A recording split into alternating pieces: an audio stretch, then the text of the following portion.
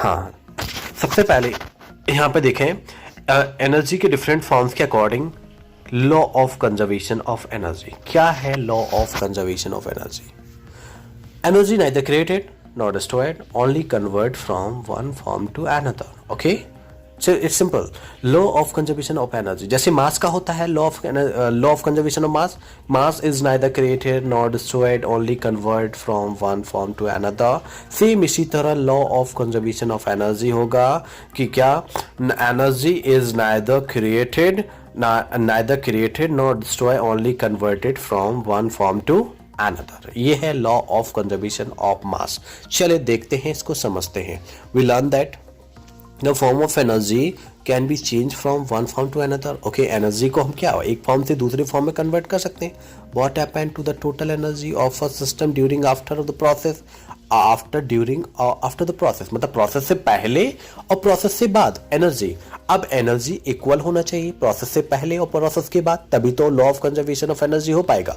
Okay, तो हम देखें whenever energy get transformed, whenever energy get transform the total energy remains unchange.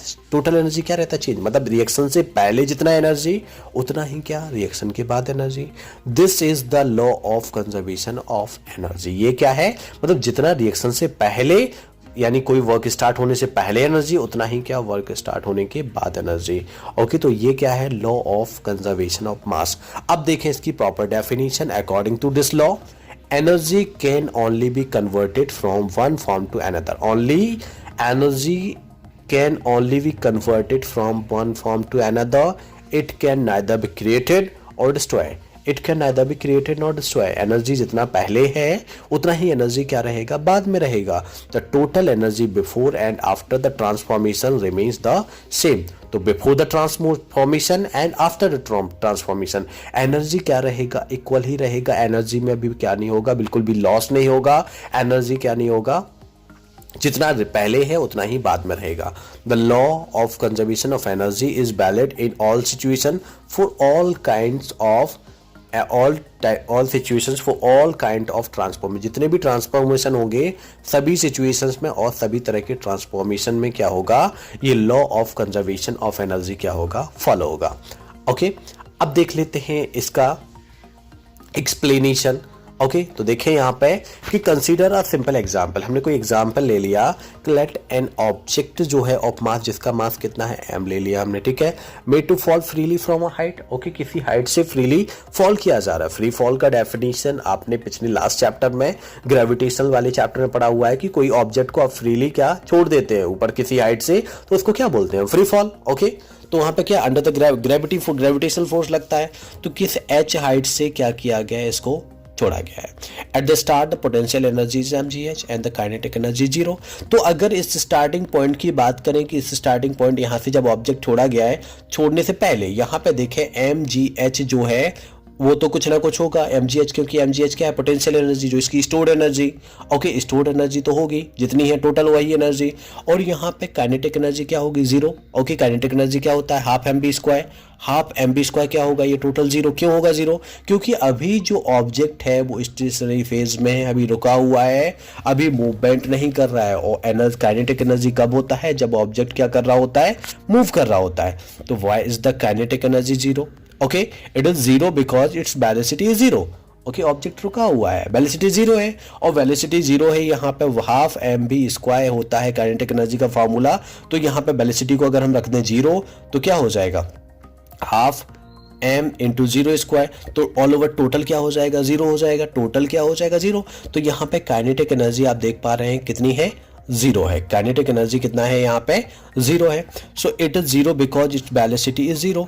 तो the total energy of the object is दस mgh। तो total energy कितना होगा? Only mgh starting में। Okay, जब ऑब्जेक्ट हमारा किसी पर्टिकुलर h हाइट पे है, अभी उसको ड्रॉप नहीं किया गया है। एज इट फॉल्स, जैसे ही गिरता है, it's potential energy will change into kinetic energy. इसका जो पोटेंशियल स्टोर्ड एनर्जी है, अब वो एनर्जी किस में कन्वर्ट होने लगेगा? काइनेटिक एनर्जी में, क्योंकि ऑब्जेक्ट क्या होने लगा है? अब मूव होने लगा है। ऊपर किसी हाइट से फ्री फॉल हो रहा है, ऊपर किसी हाइट से क्या नीचे की तरफ ऑब्जेक्ट आ रहा है।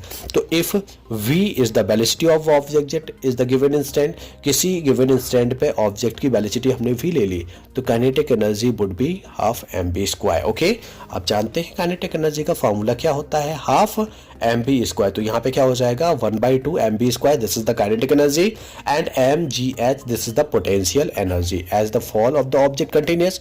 अगर ऑब्जेक्ट हमारा कंटिन्यूसली क्या होता है, गिरता जाता है, तो आपका जो पोटेंशियल एनर्जी जो था mgh था, इसकी वैल्यू क्या होती जाएगी, डिक्रीज होती जाएगी और हाफ mv² की वैल्यू इंक्रीज होती जाएगी। ओके, जैसे जैसे ऑब्जेक्ट नीचे किसी हाइट पे आता जाए, मतलब उसका वेलोसिटी इंक्रीज होता जाएगा, तो काइनेटिक एनर्जी की वैल्यू है वो तो बढ़ती जाएगी, लेकिन जो उसकी पोटेंशियल स्टोर्ड एनर्जी है उसकी वैल्यू क्या होती जाएगी, कम होती जाएगी। तो देखें, as the falls of the object continuous the potential energy would decreases while the kinetic energy will increases. तो काइनेटिक एनर्जी क्या होगा, इंक्रीज होगा, और उसका जो पोटेंशियल एनर्जी होगा वो डिक्रीज होता जाएगा। तो when the object is about to reach the ground, अब जैसे ही ऑब्जेक्ट कहाँ आ जाएगा, ग्राउंड पे, तो हाइट क्या हो जाएगी, 0, क्योंकि इस हाइट से ऊपर किसी हाइट से फ्री फॉल किया गया था, नीचे इस हाइट मतलब ग्राउंड पे आ गया, तो यहाँ पे क्या होगा, हाइट क्या हो गई, 0 हो गई।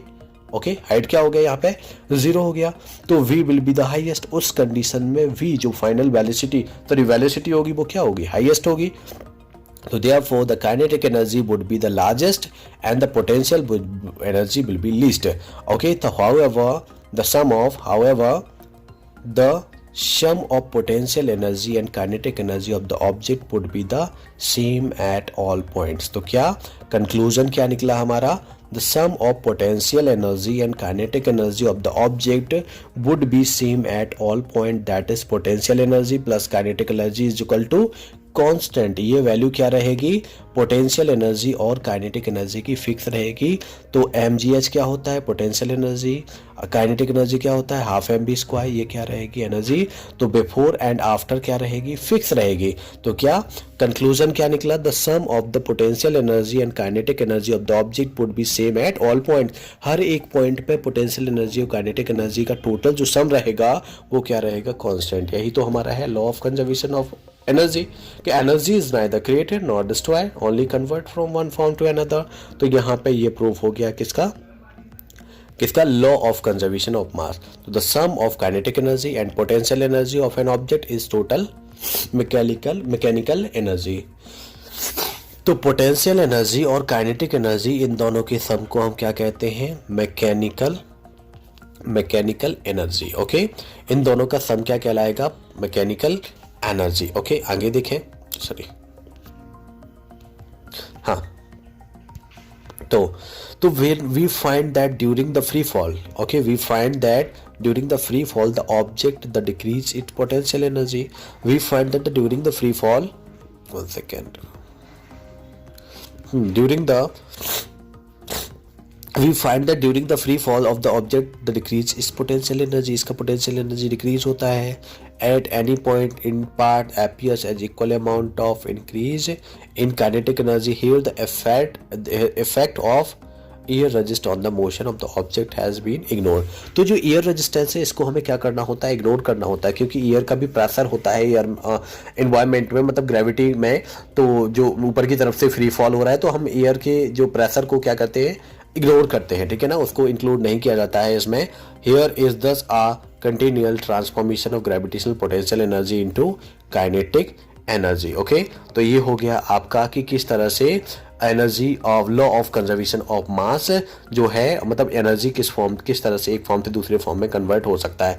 तो हाफ mv², 1/2 mv², यानी ये काइनेटिक एनर्जी, और mgh यानी क्या, पोटेंशियल एनर्जी, इन दोनों के सम को हम क्या कहेंगे, मैकेनिकल एनर्जी। और law of conservation of mass क्या कहता है, energy is neither created nor destroy, only convert from one form to another. Okay, तो स्टार्टिंग वाली पोजीशन में किसी हाइट से फ्री फॉल किया जा रहा है, तो उस कंडीशन में उस हाइट पे जो अगर हम बात करें, और जो उसकी स्टोर्ड एनर्जी पोटेंशियल एनर्जी है वो तो होगी, और काइनेटिक एनर्जी क्योंकि वेलोसिटी 0 है तो उस कंडीशन में क्या होगी, काइनेटिक एनर्जी क्या होगी, 0 होगी। ओके, और जैसे जैसे ऑब्जेक्ट नीचे की तरफ आएगा, अर्थ की तरफ आएगा, पोटेंशियल एनर्जी क्या होती जाएगी, कम होती जाएगी, और काइनेटिक एनर्जी क्या होती जाएगी, इंक्रीज होती जाएगी। ठीक है, तो यहाँ पे ये हो गया और लास्ट जब अर्थ पे आने ही वाला होगा उस पॉइंट पे काइनेटिक एनर्जी जो होगी हाईएस्ट होगी और पोटेंशियल एनर्जी क्या होगी, लोएस्ट होगी एट दैट पॉइंट। ओके, तो ये हो गया energy law of conservation of energy. Okay, इस पार्ट तक हम क्लियर।